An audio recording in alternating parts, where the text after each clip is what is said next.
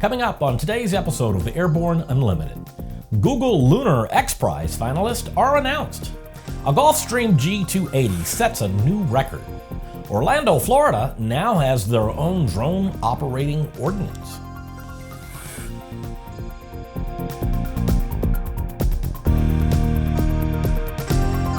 Hello, I'm Christopher C. Odom. It's January 27th, 2017, and this is Airborne Unlimited. The race is on. The 5 finalist teams in the Google Lunar XPRIZE have been set, and they all have rocket launch contracts to go to the moon in 2017. A total of $30 million in prizes is on the line, including the $20 million grand prize for whoever gets there first and completes the competition goals. Based in Tel Aviv, Israel, the first Google Lunar XPRIZE team to secure their launch contract is Space IL. They signed a deal with SpaceX to launch in late 2017. Located in Cape Canaveral, Florida, Moon Express has signed up with New Zealand's Rocket Lab to launch from Mahia, New Zealand in late 2017. Synergy Moon is an international partnership that will launch from an open ocean location off the California coast during the second half of 2017. Team Indus from India will be launching on the PSLV rocket of India's SIRO Space Agency on December 28, 2017, arriving just in time for the Republic Day 2018. And finally, Japan's popular space team Hakuto are now there lined up to launch on the team's Indus moon lander. We at ANN wish them all well. It seems that Gulfstream keeps collecting more records. A Gulfstream G280 aircraft recently set a speed record between Carlsbad, California, and Kalaoa, Hawaii, completing the Overwater flight in just 4 hours and 47 minutes. The super mid-sized business jet covered the 2,257 nautical miles from McClellan-Palomar Airport to Kona International Airport at brisk Mach 0.84. The G280, which has earned 57 speed records since November 2012 entry into service, can fly 8 passengers 3,600 nautical miles at Mach 0.80. The city pair record, which was approved by U.S. National Aeronautic Association, was sent to the Fédération Aéronautique Internationale in Switzerland for recognition as a world record. After the break, heavy restrictions and fees are placed on drone operations in Orlando, Florida. There's a difference between charting a steady course and pushing for the ceiling. And for nearly a century, Hartzell Propeller has been defining that difference. It's in our passion for engineering and research and our dedication to testing the limits of performance. We are built on honor. We are Hartzell Propeller. Concorde's recombinant gas RG series sealed battery technology produces a high-performance battery with the advantages of being pre-tested and fully charged at the factory. Find out more about Concorde's entire line of batteries at www.concordebattery.com. Concorde, the heart of your aircraft. Welcome back. If you'd like to be a supporter of Airborne Unlimited, send an email to jim@aero-news.net. We've been reporting that a drone ordinance in the city of Orlando, Florida was in the offing, and on Monday of this week, the city council gave final approval for the ordinance, which goes in effect immediately.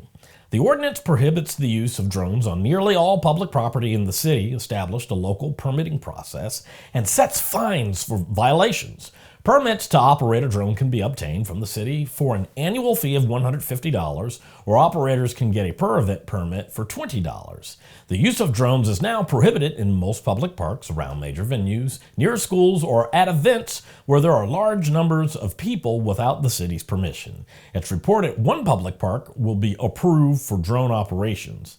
During the city council meeting, Sean Morrison, who is the president of the Orlando Roto Racers and a member of the Academy of Model Aeronautics, said, "Whether or not it's your intention to eliminate our hobby, the law is the law, and if passed, this ordinance will prohibit flying in the only areas we have left. It's very difficult to find suitable areas to safely fly model aircraft in Orlando."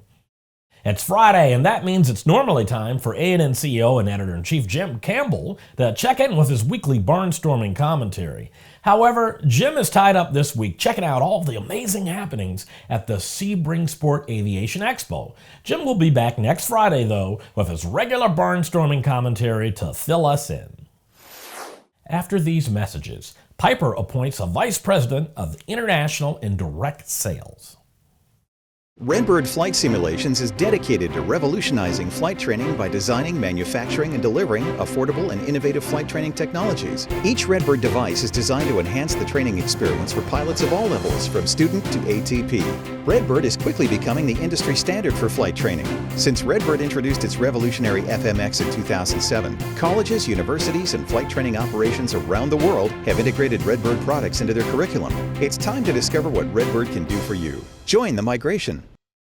The dream is real, a truly affordable personal jet aircraft. The Subsonics Personal Jet Kit is priced at only $42,000. Kit plus engine is still under $100K. Add instruments, upholstery, and paint and you're flying. It's time to put your money where your bucket list is. Learn more at sonicsaircraft.com.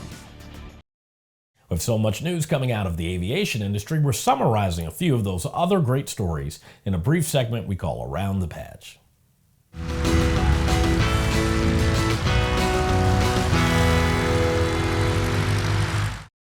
Piper Aircraft has appointed Drew McEwen to Vice President, International and Direct Sales. In this position, he will lead Piper Aircraft's global and factory direct sales efforts focused on growing its trainer business and the international distribution network. Flamingo Air's Airline Ground Schools has been awarded accreditation for its avionics and drone maintenance and operations programs. The accreditation is given by ASTM International and the National Center for Aerospace and Transportation Technologies. President Donald Trump has nominated Heather Wilson to be the next Secretary of the Air Force. The Air Force Times reports that, if confirmed, she would be the first Air Force Academy graduate to serve as the Air Force Secretary. The State Department has approved a possible foreign military sale to the government of Kenya for air tractor aircraft equipped with weapons and the related support. The estimated package cost is $418 million. The proposed sale is to support ongoing efforts to counter al-Shabaab. Representative Rick Larsen has been renamed the top-ranking Democrat on the House Subcommittee on Aviation, which has jurisdiction over all aspects of civil aviation. He is a proponent of long-term FAA funding and stands against efforts to privatize the air traffic control system. Well, that's it for today's trip around the patch. Now, let's get back to the rest of the news. Satellite weather imagery has just taken a giant leap forward. The National Oceanic and Atmospheric Administration has released the first image taken by Harris Corporation's Advanced Baseline Imager aboard their next-generation weather satellite. The image taken from the Geostationary Operational Environmental Satellite 16 is of Earth's full western hemisphere with detailed cloud and water features. The Harris Imager is a high-resolution digital camera with image resolution that is 4 times better than the current imagers. Additional filters on the system will detect more information about volcanic ash, dust, clouds, winds, fires, rainfall rate, and hurricane intensity that previous generations of geostationary weather satellites. Critical information about severe weather events can come as fast as 30 seconds, 5 times faster than previous technology. Eric Webster, Vice President and General Manager, Harris Environmental Solutions, said, "Once the satellite is fully operational, the resolution of the imagery taken from the Harris ABI will be comparable to seeing a quarter from a mile away. That's really amazing technology." Well, that's our program for today. Remember that Airborne Unlimited stream daily, Monday through Friday, with additional breaking news bulletins for important stories that fall outside of our normal deadlines. If you're watching us on YouTube, please subscribe. And do check us out on Facebook and Twitter. Get comprehensive, real-time, 24/7 coverage of the latest aviation and aerospace stories anytime at aero-news.net. Keep flying. We'll see you Monday.